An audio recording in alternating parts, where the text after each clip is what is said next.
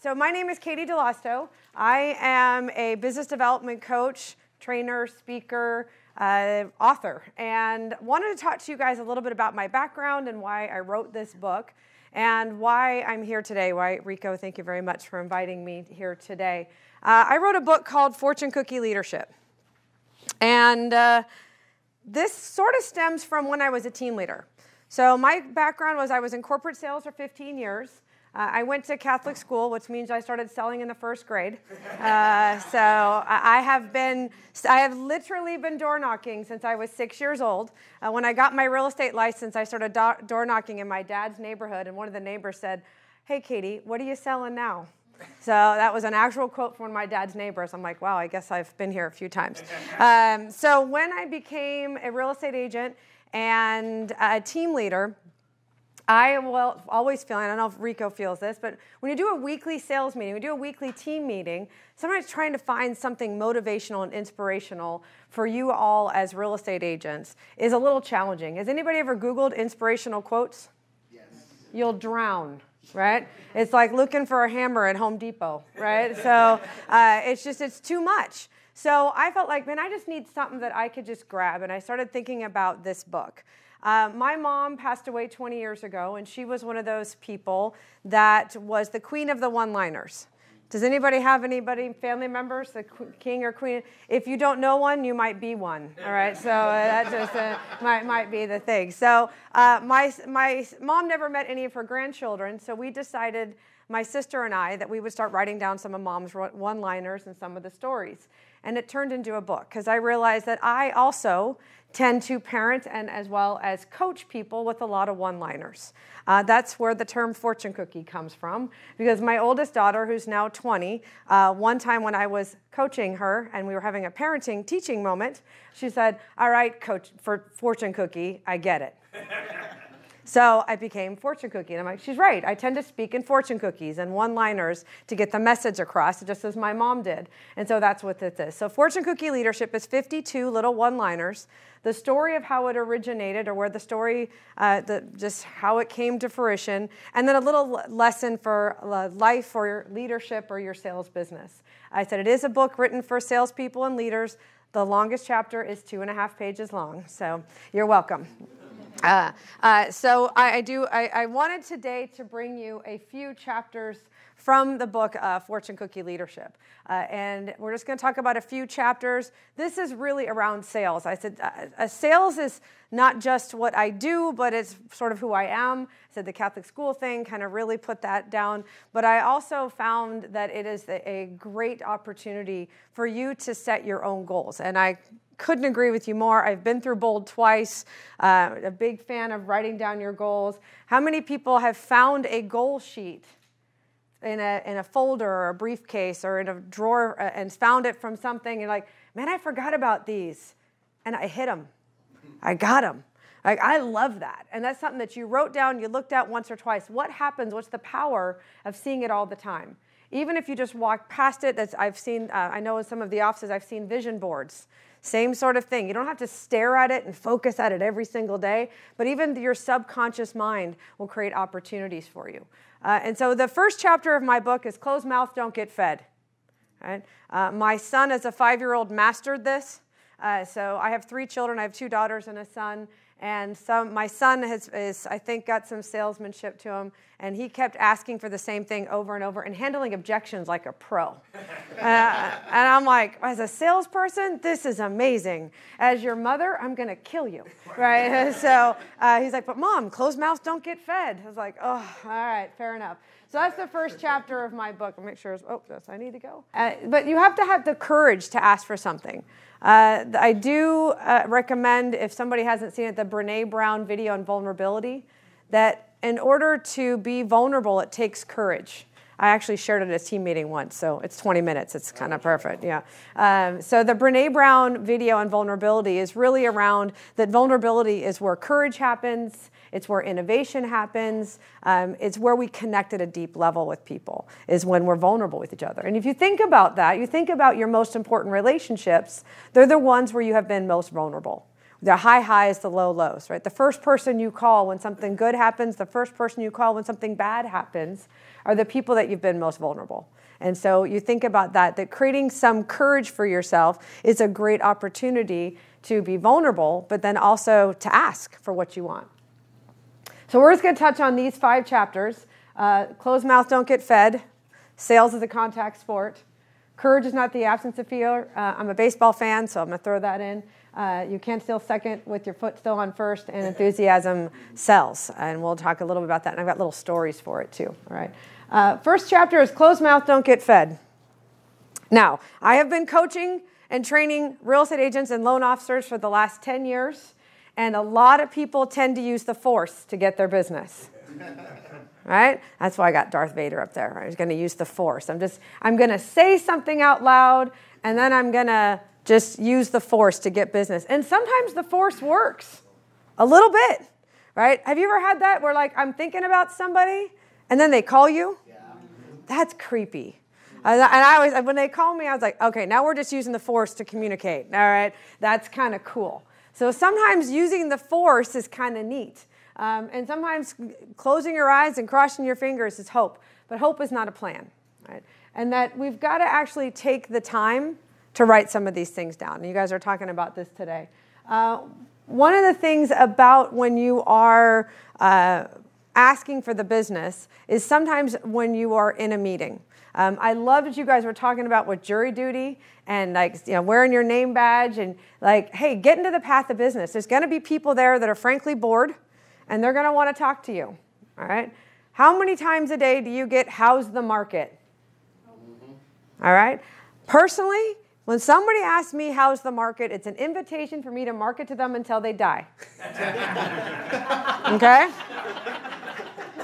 Just saying, you asked, here we go, right? Get your helmet on, right? So I sold copiers. I was a copier salesperson in Honolulu. I couldn't pronounce the street names. Yes, Francine? You were, okay, so you know. University Copy Systems. All right, I did it for Servco in Honolulu. Yes. And how many people, when you were at cocktail parties, said, how's the copier market? Oh my God, stop every day. Yeah, Let me go get one. Yeah, let me go get one. And a fax machine that I've got in the back. Yes, yes. Right, so nobody talks about the copier market, right? People want to talk about the home market. They ask, how's the market, right? The greatest answer to how's the market is it depends. Are you buying or selling? It depends. What city? It depends. What time of year? Most people want to know about their particular home, right? And they want to know about this. So when you get the opportunity to sit down with somebody and actually have an appointment, this is actually an old, it shouldn't be that old, it's Tom Hopkins, but the 5 steps of a sales presentation, right? And this sometimes is, we get excited about talking to somebody about buying or selling real estate, that we tend to word vomit. I'm sorry, I tend to word vomit. And so this was a format for me as a salesperson to help me stay on track and to make sure I was taking care of the people and their needs. People like to do business with people they know and trust. So building rapport is the first step. Right? This is a little bit of the who do you knows. How many high ayes do we have in the room? Okay. All right, don't spend the whole time doing the rapport building part, all right? There are 4 other steps to go, right? High ayes are like, oh, you're a person, I'm a person, we're best friends now, this is great. So the high ayes will have no problem with building rapport. People that it doesn't come naturally for you, you may have to use things like the Ford system. Anybody familiar with Ford? For building family, occupation, recreation, dreams. All right, that's what Ford stands for. It's a great tool for a cocktail party, by the way. Are you going to be invited to 1 or 2 holiday parties in the next couple weeks, right? You guys, I'm a whole other soapbox for a different day, but making money in the holidays is awesome. Right? Be purposeful about how you go to holiday events. Remember, you have business cards to exchange, right? Not just to hand out, but to exchange. Say, hey, I'm not going to have my 2nd glass of eggnog until I've exchanged 5 business cards. You know how many people are going to want to talk to you about the market? Mm-hmm. Yeah, we'll get this on video, Rico. We're good. Right. So when you go to these holiday parties, you have the opportunity to exchange business cards. People are going to ask you, how's the market? It's an invitation to get their invitation and market to them until they die, remember? So we're going to make sure to get their information. There's lots of different tools you can use to capture business. At the very least, exchange those business cards, right? Build rapport. Ask them family, occupation, recreation, dreams. Those are really important, right? The next step is, the second step, is when you're going to ask about what they need.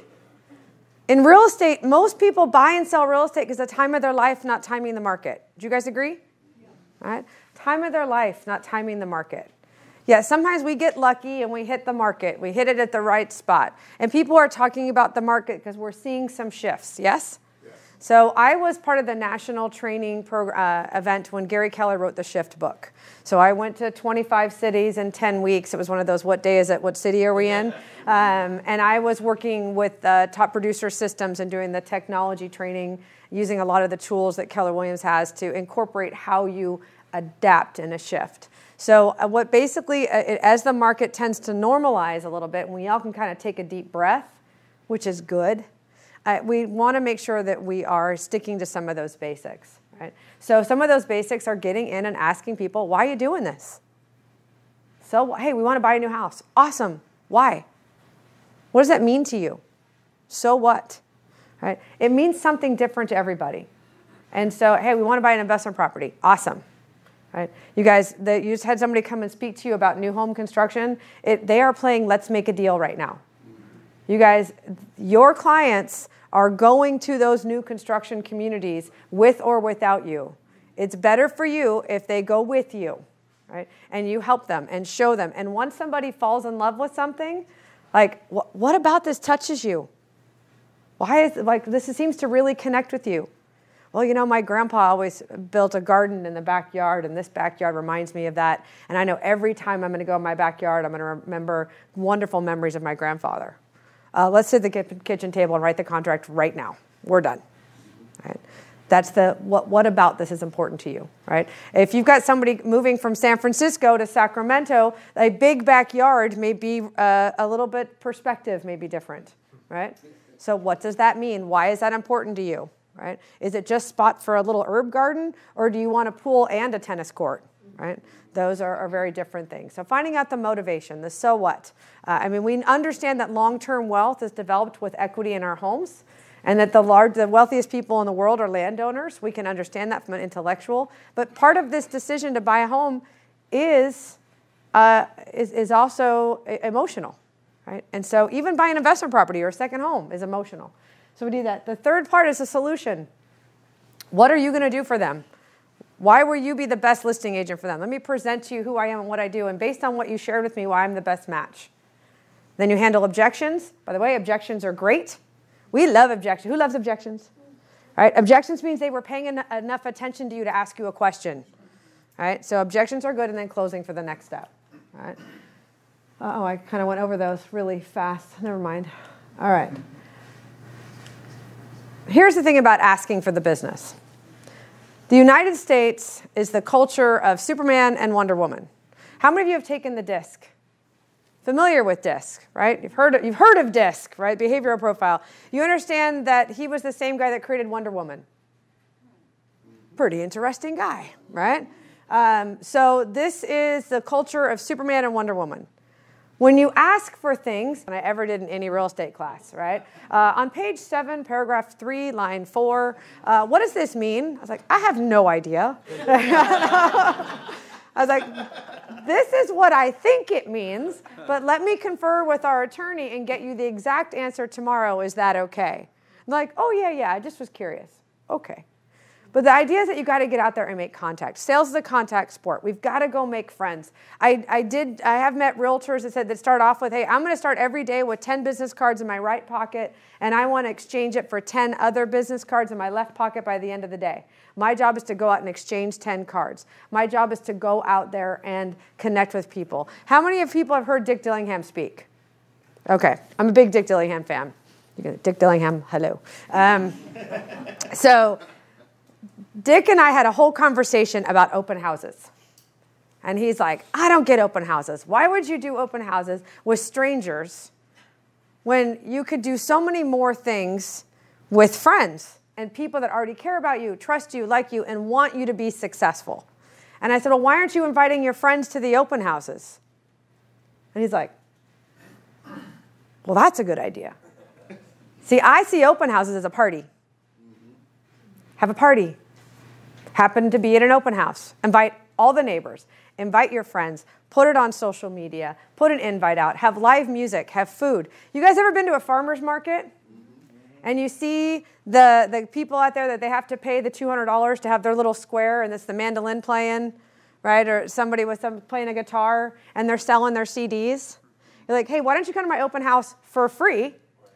We'll promote you on social media. You promote the open house to your social media people, and now I have live music at my open house for free. And you can sell as many CDs as you want. And have a party. Invite your friends, right? Make friends. And then when you have a party and you tell your friends to bring friends and you're inviting the neighbors and you're having fun, happy salespeople sell more stuff. But we got to get in the path of business. We talked about the jury duty thing, but I love that for so many reasons. But the idea is, guys, stop doing your email in the office. Everybody here can buy their own house. Right? Everybody here has got a license. Go and do there. Like, how many places are there in this area to go sit and do email that has free Wi-Fi, and put some stickers on the back of your laptop, wear your name badge, right? And go talk to people, right? And go make new friends. So one of the things about making new friends, so we know we need to ask, we know we need to go talk to people, but sometimes it's a little scary. Now, it's not saber-toothed tiger scary, right? It's the idea that it's just scary. So fear in our brain is actually chemical, and it actually has to do with the fear of being eaten by a saber-toothed tiger. And there is a difference between fear and danger. Now, when we get fear, it starts to shut down our brains. Our brains actually stop. We either fight, or freeze. So not a lot of options there. Your brain shuts down. When you are in a place of love and abundance, your brain starts to create opportunities. But when you're in that place of fear, you're like, oh, I don't know, and there's new people, and she just told me to walk into like a Starbucks or a restaurant and just go talk to strangers, and danger, that scares me, right? Now, and there's the intellectual part of your brain that goes, well, I really want to start off 2019 really well. So I know that going to these parties, going and meeting people in the next few weeks of this month will really set me up really well. So even though you have a little fear, it's okay, right? Because you don't have courage without fear. You get to be courageous. Has anybody ever done something that you moved through a little fear and then you felt really good afterwards, right? So I coach a lot of people to do some things outside their comfort zone. And every time, even if it doesn't go well, they did it. Like, okay, I went to Starbucks. I put my cards out. I said hi to people. I didn't get any business, but I did it. I did it, right? And that helps that your brain move forward on creating some more opportunities for yourself. Sometimes we have to have fear of rejection, and it's okay because what's more important? The thing about your goals is also knowing why you're doing this. Why are you in this business? What's important to you about hitting your goals for 2019 and making sure that you're clear about those things? I used to, when I was in corporate sales, we'd have annual sales trips. One of them was a trip to Bermuda. So I had a picture of Bermuda up in my car. It was on my steering wheel.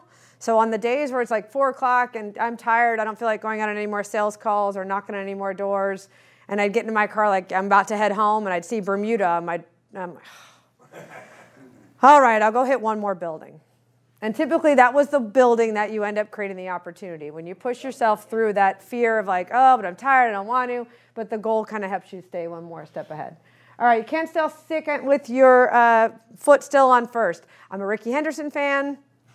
Might be my all-time favorite baseball player. But the thing, and that's my son. That's an old picture of my son, but he's a left-handed pitcher. He's 15 now. He hates that I put that picture up there. But I always liked it, mostly because his tongue is sticking out, which is a personal favorite. And one of the things with stealing bases is that it creates momentum and energy for your team, even if you get thrown out, right? And that you have to have, so We know we've got to ask for the business. We know we've got to talk to people. We know it can sometimes feel a little bit scary, but you got to take the risk. You've got to create that momentum. You've got to also take a look around and say, how am I doing, right? What do I need to pay attention to around my skill? And you got to decide, what do I need to do to make friends, right? Maybe I need a buddy. I need a buddy. Maybe we're going to go together. We're going to go door knock a neighborhood together. Maybe we're both going to go to the tree lighting in Natomas together and have a little contest to see who can collect the most business cards, and go who's going to make the most friends at the Natomas tree lighting, right? And then the loser has to buy the winner eggnog, right? And figure that out and have some fun with it. And because sometimes when you're creating something, when you're those runners that are coming off first base and trying to steal second, what happens with them is they've got to look at their skill set. They also have to look at the skill set of the pitcher. What other factors are happening around me that I need to adjust what I'm doing, all right? So we talked about 5 chapters. I think I'm 4 minutes over. I apologize. And I appreciate you guys really participating today, being involved in the conversation. Thank you for your time. I'm here. I've got more books. If anybody'd like books, I am selling them for $10. So I'll do that. Okay, got some. All right, thank you very much. Thank you. Thank you. Thank you very much. Hug it out. You're awesome.